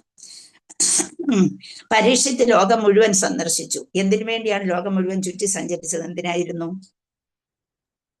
ജനങ്ങളുടെ ക്ഷേമം അറിയാൻ വേണ്ടി. ജനങ്ങളുടെ ക്ഷേമം. ജനങ്ങൾ ജീവിക്കുന്നത് അർത്ഥവത്തായിട്ട് ജീവിക്കുന്നതാണോ എന്നറിയാനായിരുന്നു അദ്ദേഹം ഇങ്ങനെ പോകുന്നത്. പക്ഷെ ഇന്നത്തെ കാലഘട്ടത്തിൽ നമുക്ക് ഇത് വല്ലതും നടക്കുന്നുണ്ടോ? അപ്പം ഒരു ഭരണാധികാരി ലോകം മുഴുവൻ സഞ്ചരിച്ചു. എന്തിനു വേണ്ടിയായിരുന്നു? ജനങ്ങളെ കുറിച്ചറിയാൻ. ഇന്നത്തെ ഭരണാധികാരികൾ എന്തിനാണ്? അവർക്ക് സമ്പത്തുണ്ടാകും. അപ്പൊ ആ കാലഘട്ടം മാറിയതിന്റെ വ്യത്യാസം, അല്ലെങ്കിൽ മനുഷ്യനുള്ള വിശ്വാസം മാറിയതിന്റെ ഇത്. പക്ഷേ നമ്മൾക്ക് നമ്മളെ മനസ്സിലാക്കാൻ, സാധുസംഘത്തിൽ വരുന്നവർക്ക് നമ്മളെ മനസ്സിലാക്കാനുള്ള സാഹചര്യം നമുക്ക് കിട്ടും. എന്തുകൊണ്ട്? നമ്മുടെ മുന്നിൽ ശാസ്ത്രം തുറക്കപ്പെട്ടിരിക്കുകയാണ്, അല്ലെങ്കിൽ മറ്റുള്ളവരിൽ നിന്ന് കിട്ടുന്ന ഉപദേശങ്ങൾ നമ്മുടെ മുന്നിൽ ലഭിച്ചുകൊണ്ടിരിക്കുകയാണ്. അതുകൊണ്ട് നമ്മൾ അതേക്കുറിച്ചൊന്നും വിഷമിക്കേണ്ടതായ കാര്യം വരുന്നില്ല. നമുക്ക് അറിവ് കിട്ടും. പക്ഷെ അതിനെ സ്വീകരിക്കാനുള്ള മനസ്സ്, അതാണ് നമുക്ക് ഏറ്റവും പ്രധാനമായിട്ട് ഉള്ളത്. പിന്നെയും പ്രത്യേകിച്ച് ഇവിടെ കരിസത്വത്തിനെ വസിക്കാൻ എല്ലാ സ്ഥലവും കൊടുത്തു, എല്ലാ സൗകര്യവും നൽകി. എല്ലാവിധ കരിസത്വത്തിന്റെ എല്ലാവിധ നീചകർമ്മങ്ങളും കലിയുഗത്തിൽ ഉണ്ടെങ്കിലും അതിൻ്റെതായ ഒരു മഹത് നേട്ടം ഉണ്ടെന്ന് ഇവിടെ പറഞ്ഞു തന്നിരിക്കുന്നു. അത് ശ്രീമദ് ഭാഗവതത്തിലും പറഞ്ഞു തന്നിട്ടുണ്ട് അല്ലേ. അപ്പൊ എന്നെ ഭഗവാന്റെ ദിവ്യനാമ ജപത്തിലൂടെ മാത്രം അനായാസേന മോക്ഷം ലഭിക്കാം. അതുകൊണ്ടാണ് ആൾക്കാരെല്ലാം ഇവിടെ വന്ന് ജനിക്കാൻ ആഗ്രഹിക്കുന്നത് എന്നും പറഞ്ഞു തന്നിട്ടുണ്ട്. ഇതിനകത്ത് പ്രഭുപാദർ ഒന്നുകൂടെ പറഞ്ഞിരിക്കുന്നു. പിന്നെ പ്രത്യേകിച്ച് ഇതിൽ പറയാനുള്ളത്, പരീക്ഷ മഹാരാജാവിന്റെ കാലത്ത് എല്ലാവരും ആ നേട്ടമൊക്കെ പ്രയോജനപ്പെടുത്തി. ഇന്നും അതിനോട് താല്പര്യമുള്ളവർക്ക് വൈഷ്ണവ നിഷ്ഠയോട് അതീവ നീതി പുലർത്തിക്കൊണ്ട് കലിയുഗത്താണെന്ന് ചിന്തിച്ച് വിഷമിക്കേണ്ട കാര്യമില്ല. എന്താണ്? ഹരേർ നാമ ഹരേർ നാമ ഹരേർ നാമൈവ കേവലം കലൗ നാസ്തിയേവ നാസ്തിയേവ ഗതി. എന്തെങ്കിലും അവിടെ ഉണ്ടാകട്ടെ, നമ്മളെ ഉയർത്തി കൊണ്ടുപോകാൻ. അതുകൊണ്ട് ഹരിനാമം ജപിച്ചുകൊണ്ട് ജീവിതകാലം സമയം മുഴുവൻ ഇരിക്കാൻ ഒക്കുമോ എന്ന് ചോദിക്കും. കഴിവുള്ളത്രയും ജപിക്കുക. നമ്മൾ ചെയ്യേണ്ട കർമ്മങ്ങളെ ഭഗവത് ഇച്ഛ അനുസരിച്ച് ഭഗവാന് വേണ്ടി ചെയ്തു തീർക്കുക. ഭഗവാന് വേണ്ടി നമ്മുടെ കർമ്മങ്ങൾ ചെയ്തു പോകണം എന്നുള്ളതാണ് നമ്മൾ ചെയ്യേണ്ട കാര്യം. അപ്പൊ സത്കർമ്മങ്ങൾ ചിന്തിക്കുക വഴി, അതാണ് ഏറ്റവും വലുതായിട്ടുള്ളത്. നമ്മുടെ ചിന്തയിൽ ദുഷ്കർമ്മം വരാതിരിക്കുക. പക്ഷെ വളരെ പ്രയാസമുള്ള കാര്യമാണത്. എന്നിരുന്നാൽ തന്നെ നമ്മൾ ചിന്തിക്കുന്നത്, നമ്മളെ ആരെങ്കിലും ഒന്ന് വഴക്ക് പറഞ്ഞാൽ മതി അല്ലെ, അപ്പോഴേ നമ്മുടെ ഭാവം മാറും. നമ്മളെ കുറിച്ച് ആരെങ്കിലും ഒന്ന് സംസാരിച്ചാൽ മതി, അപ്പോഴേക്കും നമ്മുടെ ഭാവം മാറി നമ്മൾ സാക്ഷാൽ എന്ന് വെച്ചാൽ ആ ഒരു രീതിയിലേക്ക് അതിനോട് ഒട്ടും തന്നെ യോജിക്കാൻ നമുക്ക് കഴിയില്ല. പറയാൻ നമുക്ക് എളുപ്പമാണ്, പ്രവൃത്തിയിൽ കൊണ്ടുവരാൻ പ്രയാസമാണ്. ആ പ്രവൃത്തിയിൽ കൊണ്ടുവരുന്നതിനാണ് മറ്റുള്ളവരുടെ ഉപദേശം സ്വീകരിക്കാൻ നമ്മൾ തയ്യാറായിരിക്കേണ്ടത്. അപ്പം ഒരു വൈഷ്ണവനായി ജീവിക്കാൻ കഴിഞ്ഞാൽ ഇതിൽ നിന്നെല്ലാം നമുക്ക് രക്ഷപ്പെടാൻ കഴിയുമെന്നുള്ളതാണ്. പിന്നെ പ്രത്യേകിച്ച് അടുത്ത ശ്ലോകത്തിലേക്ക് പോകാം. അപ്പൊ ഇതിനകത്ത് നമ്മൾ പഠിച്ചത് നല്ല മനസ്സ്, നല്ല രീതിയിലുള്ള ഒരു രാജാവായിരുന്നു. മനസ്സിന് വളരെയധികം പ്രാധാന്യം കൊടുത്തിരുന്നു എന്നുള്ളതാണ്. ഒരു പുഷ്പത്തിൽ നിന്ന് നുകർന്നെടുക്കുന്ന മധുവന്ത്, ആ മധു നുകരുന്ന പോലെ അദ്ദേഹത്തിന് മറ്റുള്ളവരിൽ നിന്ന് കാര്യങ്ങൾ ഗ്രഹിച്ചെടുക്കാൻ കഴിഞ്ഞിരുന്നു എന്ന് നമ്മൾ കണ്ടു. ഹരേ കൃഷ്ണ. അടുത്ത ശ്ലോകം. കിംനു ബാലേഷു ശൂരേണ കലിനാധീരഭീരുണ അപ്രമത്ത പ്രമത്തേഷു യോ വൃകോ നൃഷു വർത്തതേ. കിംനു ബാലേഷു ശൂരേണ കലിനാധീരഭീരുണ അപ്രമത്ത പ്രമത്തേഷു യോ വൃകോ നൃഷു വർത്തതേ. കിം എന്ന് വെച്ചാൽ നമ്മൾ പഠിച്ചതാണ് എന്ത് എന്നുള്ള അർത്ഥമാണ് ചോദ്യം. കിം ന്യൂ എന്ന് പറഞ്ഞാൽ നമ്മൾ ഒരു പക്ഷേ അങ്ങനെ ആയിരിക്കാം എന്നൊക്കെ പറയുന്നത്. ബാലേഷു, ബാലച്ച ബാലസ്വഭാവമുള്ളവർക്ക്, കാരണം ശരിക്കും തീരുമാനമെടുക്കാൻ കഴിയത്തില്ല, അല്പബുദ്ധികളാണ് അവര്. ശൂരേണ ശക്തരായവരാൽ, ശൂരന്മാരാൽ, കലിസത്വത്താൽ, ധീര ആത്മനിയന്ത്രണമുള്ളവരാണ് ധീരന്മാരെന്ന് പറയുന്നത്. ധീരന്മാർ. ഭീരുണ ഭീതനായവനാൽ, ഭീരുണ ഭയപ്പെടുക. അപ്രമത്ത, പ്രമത്തനും അപ്രമത്തനും നേരത്തെ പഠിച്ചിട്ടുണ്ട്. ശ്രദ്ധയുള്ളവനെ, കഴിവുള്ളവനെ. പ്രമത്തേഷു, പ്രമത്തരെ അതില്ലാത്തവരെയാണ്, ശ്രദ്ധ ഉള്ളവര്. അവരുടെ ഇടയിൽ യഹ ഏതൊരുവനാണോ, മൃഗമാരാണെന്ന് നമുക്കറിയാം, കടുവ. നൃഷു മനുഷ്യരുടെ ഇടയിൽ വർത്തതേ ഉണ്ടായിരുന്നു.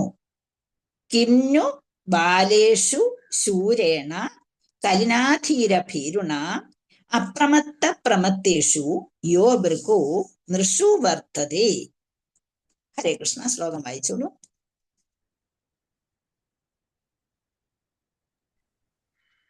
ഹരേ കൃഷ്ണ. ഓം ശ്രീ ഗുരുഭ്യോ നമഃ. ശ്ലോകം 8. കിം ന്യു ബാലേഷു ശൂരേണ കലിനാധീരഭീരുണ അപ്രമത്ത പ്രമത്തേഷു യോ വൃകോ നൃഷു വർത്തതേ. ഹരേ കൃഷ്ണ. കിന്നു ബാലേഷു ശൂരേണ. അപ്പം യഥാർത്ഥത്തിൽ അല്പബുദ്ധികളായ മനുഷ്യര്, അവര് ഇതിനെ കുറിച്ചും ചിന്തിക്കുന്നില്ല. അവർക്ക് അവരുടെ ലാഭം മാത്രം, അത്രമാത്രം എന്ന് വെച്ചാൽ ഒരുപാട് സമ്പത്ത് കുഞ്ഞു കൂടണമെന്നും അതുപോലെ അവര് ചെയ്യുന്നതൊക്കെ ശരിയാണെന്ന് അവര് ചിന്തിക്കുന്നു. നമുക്കറിയാം, നമ്മള് ഓരോ കാര്യങ്ങളും ചിന്തിക്കുമ്പോഴേ നമ്മുടെ ഓരോ രീതിയിൽ നമ്മൾ പോകുമ്പോൾ നമ്മൾ പലതും നമ്മൾക്ക് തെറ്റിയോ എന്നുള്ള ഭഗവത്ഗീത പഠിക്കുന്നത് കൊണ്ടും അതുപോലെ ശാസ്ത്രങ്ങളിലേക്ക് വെളിച്ചം മറ്റുള്ളവർ തരുന്നത് കൊണ്ടും എന്ന് വെച്ചാൽ സത്സംഗം മറ്റുള്ളവരിലേക്ക് തരുന്നത് കൊണ്ടും നമ്മൾ ഓരോ പ്രവൃത്തിയും ചെയ്യുമ്പോൾ നമ്മുടെ മനസ്സിൽ നമ്മൾ ചെയ്യുന്നത് തെറ്റായി പോയോ, അങ്ങനെ പറഞ്ഞല്ലോ അത് തെറ്റായി പോയോ എന്നുള്ള ഒരു ചിന്താഗതി വരുന്നു. എന്തുകൊണ്ടാണത്? നമ്മളെ കലിയുഗത്തിലാണ് ജീവിക്കുന്നതെങ്കിൽ പോലും നമ്മൾക്ക് ഭഗവാൻ പറഞ്ഞിട്ടുള്ളത് അങ്ങനെയാണല്ലോ, അങ്ങനെ പെരുമാറാമോ ഇങ്ങനെ പെരുമാറാമോ എന്നുള്ള ചിന്താഗതി നമ്മളിൽ ഉണ്ടാകും. അപ്പം ആ ഒരു രീതിയിൽ നിന്ന് നമ്മളെ അങ്ങനെ ചിന്താഗതി വരുമ്പോഴാണ് നമ്മൾ ചിന്തിക്കുന്നതും നമ്മൾ ആ ആപത്തിൽ നിന്ന് രക്ഷപ്പെടാൻ നമുക്ക് കഴിയുന്നത്. അപ്പൊ അല്പബുദ്ധികളായ മനുഷ്യർക്ക് കരിസത്വം അതിശക്തനായി അനുഭവഗോചരനാകുമെന്നും എന്നാൽ ആത്മനിയന്ത്രണമുള്ള ധീരന്മാർക്ക് അവനെ ഭയപ്പെടേണ്ടതായി ഒന്നും തന്നെ ഇല്ലെന്നും പരീക്ഷത്ത് മഹാരാജാവ് കരുതുന്നു. കടുവയെ പോലെ ശക്തിമാനായ രാജാവ് മൂഢന്മാരെയും അശ്രദ്ധരെയും സംരക്ഷിച്ചു പോന്നു. അപ്പം രാജാവിന്റെ പ്രത്യേകതയാണ് ഇവിടെ പറയുന്നത്. അപ്പം തീർച്ചയായും കരിസത്വത്തിന്റെ കലിയുഗത്തിൽ പ്രശ്നങ്ങൾ ഉണ്ടാകുമെന്ന് അദ്ദേഹത്തിന് അറിയാം. പക്ഷേ എങ്ങനെ ആത്മനിയന്ത്രണം നേടിയെടുത്തു കഴിഞ്ഞാൽ തീർച്ചയായും അവർക്ക് ഭയപ്പെടേണ്ടതായി വരുന്നില്ല, അവരെ ഒന്നും ചെയ്യാൻ കഴിയുകയില്ല എന്നും അത് മഹാരാജാവിന് അറിയാമായിരുന്നു. അപ്പം രാജാവിന്റെ ശക്തിയെക്കുറിച്ചാണ് പറഞ്ഞിരിക്കുന്നത്. നോക്ക്, ആരെയാണ് താരതമ്യപ്പെടുത്തി? കടുവയെ പോലെ ശക്തിമത്തനായ ആ രാജാവ് മൂഢന്മാരെയും അശ്രദ്ധരെയും സംരക്ഷിച്ചു എന്ന് വിചാരിച്ച് അവരെ വെറുതെ അങ്ങ് വിടുകയല്ല, അവരെ സംരക്ഷിക്കുകയും ചെയ്തു. അപ്പം ഇവിടെ പ്രത്യേകിച്ച് നമുക്ക് പ്രഭാതര് ഭാവാർത്ഥത്തിൽ പറയുന്നു, ഭഗവത് ഭക്തരല്ലാത്ത വ്യക്തികൾ തീർച്ചയായും അശ്രദ്ധരായിരിക്കും, ബുദ്ധിശൂന്യരുമായിരിക്കും എന്ന് പറഞ്ഞിരിക്കുന്നു. അപ്പൊ ഇത് തീർച്ചയായും നമുക്ക് വേണ്ട പ്രധാനപ്പെട്ട ഒരു ഗുണമായിട്ട് ഭഗവത് ഭക്തിയെ ഇവിടെ എടുത്തു കാട്ടിയിരിക്കുന്നു. അപ്പം ഭക്തി എന്ന് പറയുമ്പോൾ ചിലർ നമ്മളെ കളിയാക്കും. ഒന്നിനും കൊള്ളിക്കരുതാത്ത ആൾക്കാർ ഇങ്ങനെ അമ്പലത്തിൽ പോകുന്നു, അല്ലെങ്കിൽ ബുക്ക് വായിക്കുന്നു, വെറുതെ ഇങ്ങനെ സമയം ചെലവഴിക്കുന്നു, വേണ്ട രീതിയിൽ സയൻസും ഒക്കെ പഠിച്ച് വലിയ രീതിയിലുള്ള അവർ മനസ്സിലാക്കുന്നില്ല നമ്മൾ ചെയ്യുന്ന ഓരോ പ്രവൃത്തികളും നമ്മൾ ചെയ്യേണ്ടുന്ന കർമ്മങ്ങൾക്കിടയിലാണ്.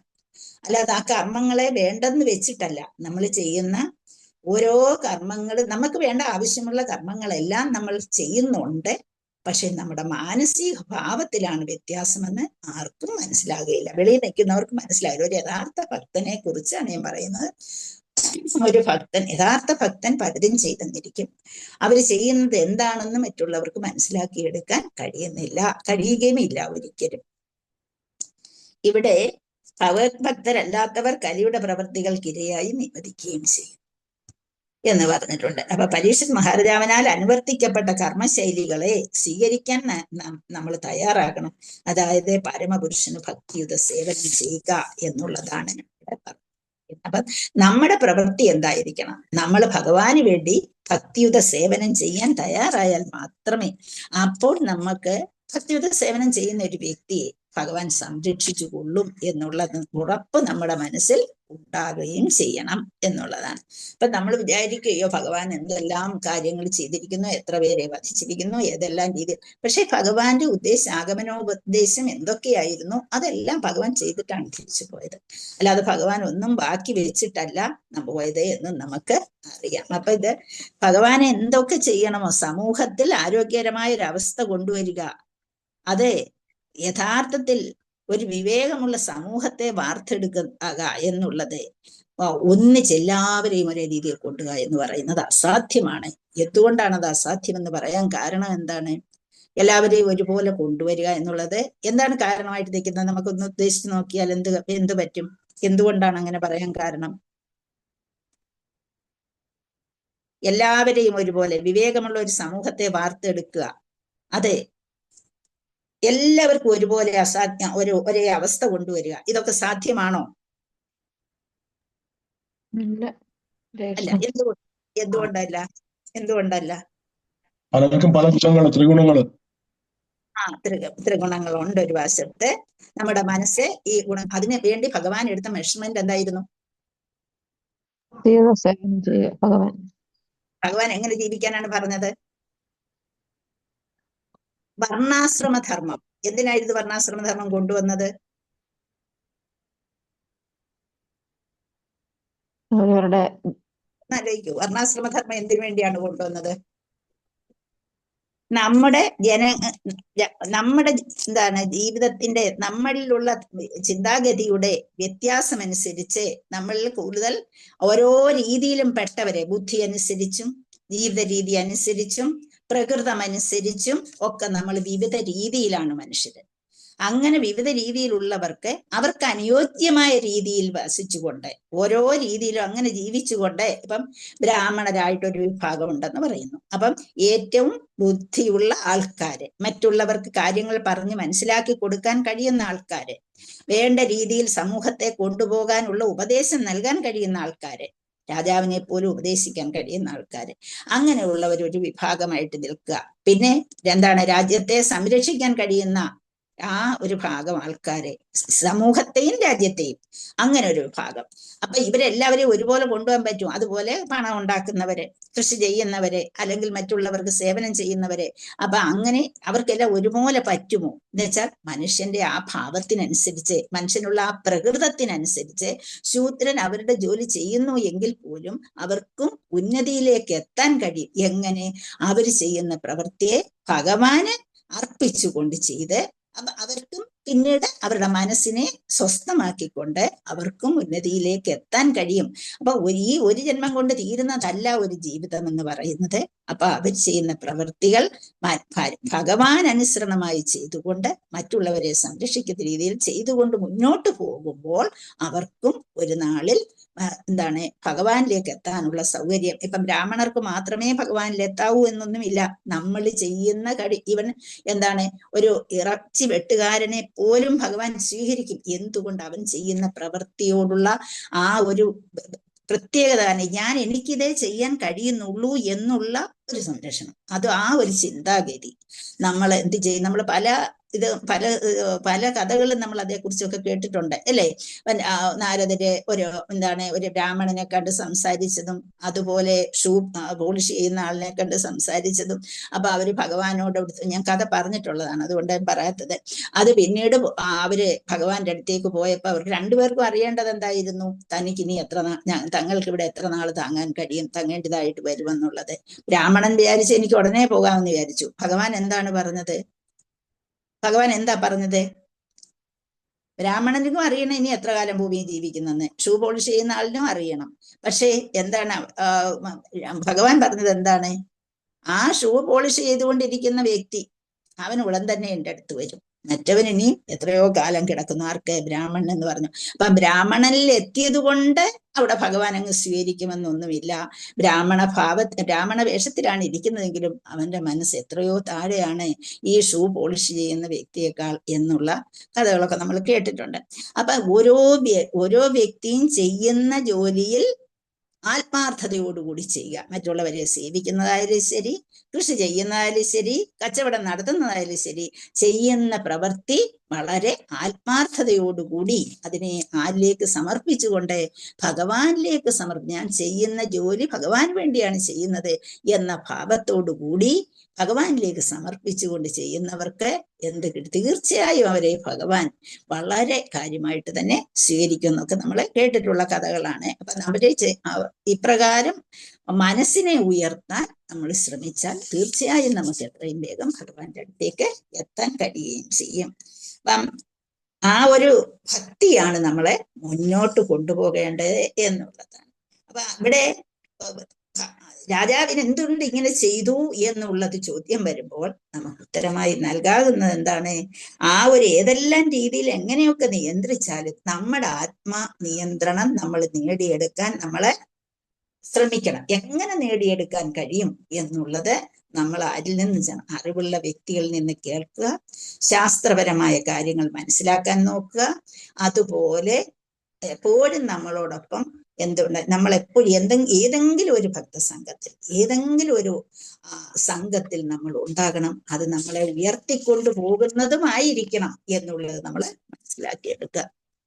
ഭഗവാൻ ആരാണ്? ഭഗവാനെ കുറിച്ച് മനസ്സിലാക്കുക. എപ്പോഴും നമ്മൾ ഭഗവാനെ കുറിച്ച് കേട്ടുകൊണ്ടിരിക്കുകയാണ്. ഭഗവാൻ ആരാണെന്നുള്ളത് മനസ്സിലാക്കിക്കൊണ്ട് യഥാർത്ഥത്തിൽ ഇതൊക്കെ ഒരു കള്ളത്തരമാണ്, അല്ലെങ്കിൽ ഭഗവാനെ കുറിച്ച് ചിന്തിക്കുന്നത് കള്ളമാണ് എന്നൊക്കെ പറഞ്ഞ് പരത്തുന്നവർ കാണും. നമ്മുടെ ചെവി അവിടേക്കൊന്നും കൊടുക്കാതെ വേണ്ട രീതിയിൽ മുന്നോട്ട് പോകുന്നവരെ ഒരു കലിക്കും തോൽപ്പിക്കാൻ കഴിയില്ല. അവർ കലി സഹായകമായി തന്നെ നിൽക്കും എന്നുള്ളതാണ് നമ്മൾ പറയുന്നത്. ഇപ്പൊ നമുക്കറിയാം, കലിയുഗം 5200 വർഷമേ കഴിഞ്ഞിട്ടുള്ളൂ. ഇനി എത്രയോ കാലം കിടക്കുന്നു. അപ്പൊ നമ്മൾ കലിയെ പഴിച്ചുകൊണ്ടിരിക്കുകയല്ല ചെയ്യേണ്ടത്. നമ്മൾ ചെയ്യേണ്ടത് കലിയിൽ നിന്ന്, കലിയുടെ ആ ഒരു കാലത്തിന്റെ പ്രത്യേകതയിൽ നിന്ന്, കലിയിൽ നിന്നല്ല, കലിയുടെ കാലത്തിന്റെ പ്രത്യേകതയിൽ നിന്ന് രക്ഷപ്പെടുത്താൻ നമുക്ക് ഭഗവാൻ കൂടെ ഉണ്ട് എന്ന, ആരായിട്ട് കൂടെ ഉണ്ട്? ഇപ്പം നമുക്ക് ഭഗവാൻ വന്ന് പോയല്ലോ, ഇല്ലേ? പോയപ്പോഴാണ് കലി കടക്കാൻ നോക്കിയതെന്ന് പറഞ്ഞു, ഇല്ലേ? അപ്പൊ ഇനി ആരായിട്ടുണ്ട്? നമുക്കിപ്പോ ഇവിടെ ഉണ്ടോ? ഭഗവാൻ ഉണ്ടോ നമ്മളെ സംരക്ഷിക്കാൻ? ഈ ചിന്തകളൊക്കെ നമുക്ക് വരുന്നുണ്ട്, ഇല്ലേ? അപ്പൊ ഉണ്ടോ?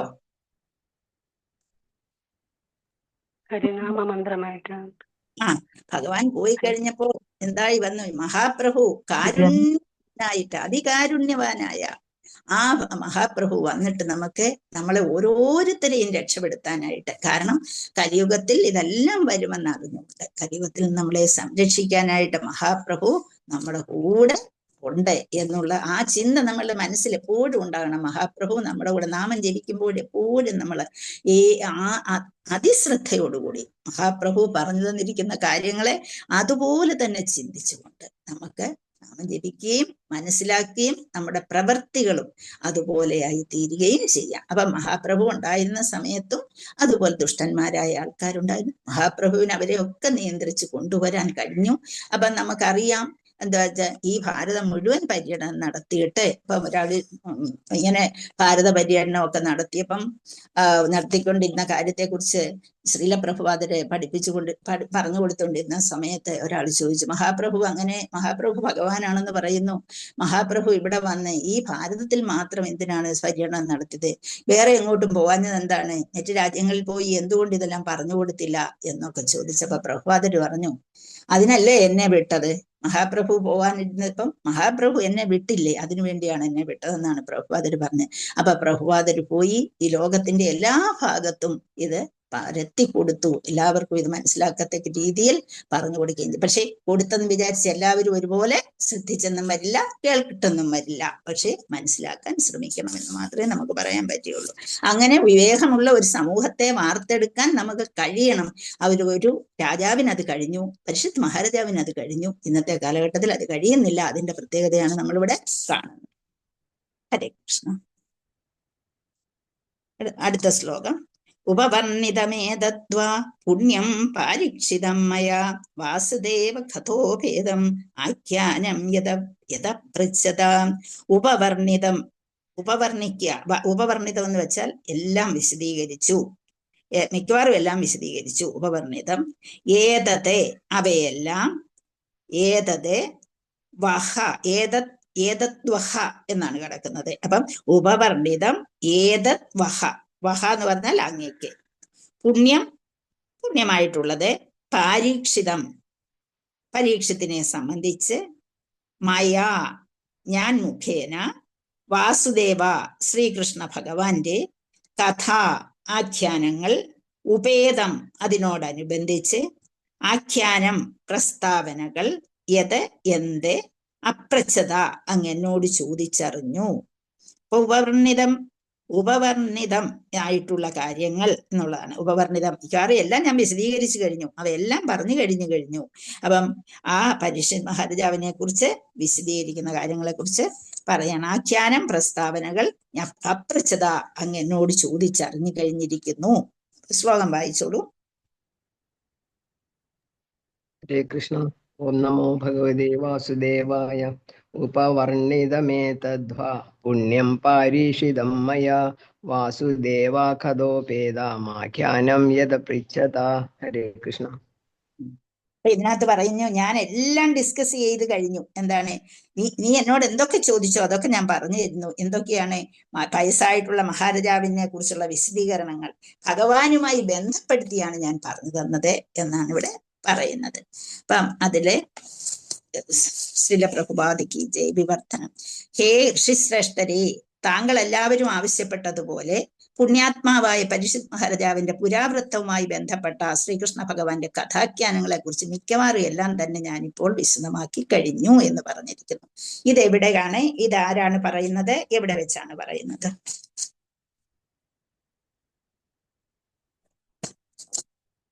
ഒന്ന് ചിന്തിക്കും, ഒന്ന് പുറകോട്ട് പോകും. ആര് പറയുക? ഹരേ കൃഷ്ണ. ആരും ഇല്ലേ? ഹരേ കൃഷ്ണ. നൈമിഷാരണ്യത്തിൽ വെച്ച് എന്തോ? നൈമിഷാരണ്യത്തിൽ സുതഗോസ്വാമി പരീക്ഷത്തിനോട് സൂതഗോസ്വാമി ആരോട് പറയുന്നു? ശൗനകാദി. ശൗനകാദി മഹർഷികളോട് പറയുകയാണ്. ഭാഗവതം പല രീതിയിലാണ് തന്നിരിക്കുന്നത് നമുക്കറിയാം. പല ലെവലിലാണ് ഭാഗവതം ഉള്ളതെന്ന് നമുക്കറിയാം. അവിടെ സൂതഗോസ്വാമി ആദ്യം ഭാഗവതം ലഭിക്കുന്നത് എങ്ങനെയാണ് നമുക്ക് ലഭിച്ചതെന്ന് നമുക്കറിയാം. എവിടെ വെച്ച് കിട്ടി എന്ന് നമ്മൾ കണ്ടു. ഇതിലെവിടെ വെച്ചാണ്? പരീക്ഷിത് മഹാരാജാവിന് ശുകദേവ് ഗോസ്വാമി കൊടുത്തു. അന്ന് കേട്ട കാര്യങ്ങൾ ഇവിടെ ആരോട് ചോദിക്കുന്നു? ശൗനകർ സൂതഗോസ്വാമിയോട് ചോദിച്ച് മനസ്സിലാക്കുന്നു. അങ്ങനെ ഭാഗവതത്തെ നമ്മൾ നോക്കിയാൽ ഭാഗവതം ഓരോരോ കഥകളായിട്ട് ഇങ്ങനെ വന്നുകൊണ്ടേയിരിക്കുന്നു, അല്ലെ? അപ്പൊ നമ്മളെ പരീക്ഷിത് മഹാരാജ ഓരോരുത്തരും തമ്മിലുള്ള നമുക്കറിയാം. കൃഷ്ണന് ഉദ്ധവര് കൊടുക്കുന്ന ഉപദേശമുണ്ട്, പരീക്ഷിത് മഹാരാജാവിന് ശുകദേവ് ഗോസ്വാമി കൊടുക്കുന്നതുണ്ട്. അല്ലെ, ഓരോരുത്തരും, പിന്നെ നാരദർ കൊടുക്കുന്ന ഉപദേശങ്ങൾ ഒരുപാട്, നാരദരെ ഓരോരുത്തർക്കും കൊടുക്കുന്ന ഉപദേശങ്ങൾ നമുക്ക് കാണാൻ കഴിയും. വിദുര മൈത്രേയ സംവാദം നമുക്ക് കാണാൻ കഴിയും. ഭാഗവതം എടുക്കുമ്പോൾ പല സംവാദങ്ങൾ നമുക്ക് കാണാൻ കഴിയുന്നുണ്ട്. ഇവിടെ പറയുകയാണ്, നിങ്ങൾ ചോദിച്ചതുപോലെ ഞാൻ എല്ലാം വിശദീകരിച്ചു കഴിഞ്ഞു. പരീക്ഷിത് മഹാരാജാവിനെ കുറിച്ച് പറഞ്ഞു കഴിഞ്ഞു. ശ്രീകൃഷ്ണ ഭഗവാന്റെ കർമ്മങ്ങളെ കുറിച്ചുള്ള സംഭവ ചരിത്രങ്ങളാണ് ഈ ഭാഗവതം എന്ന് പറയുന്നത്. അവിടെ ഭഗവത് ഭക്തരുമായി ബന്ധപ്പെടുത്തി മാത്രമേ നമുക്കത് പറയാൻ കഴിയുകയുള്ളൂ.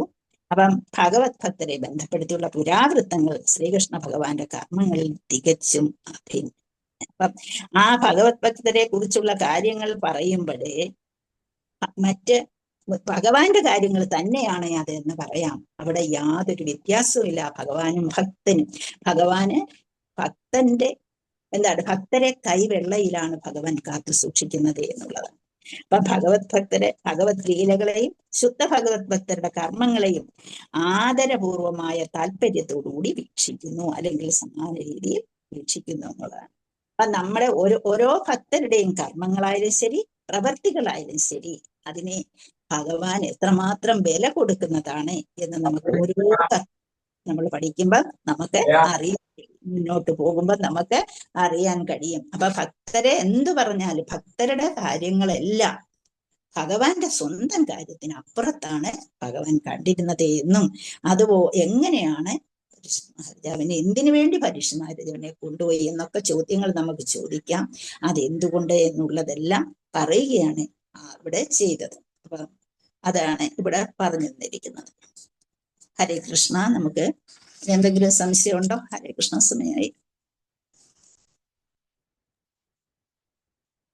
ഹരേ കൃഷ്ണ. സമയമായിരിക്കുകയാണ്. 1 മിനിറ്റ് സംശയം ചോദിക്കാം.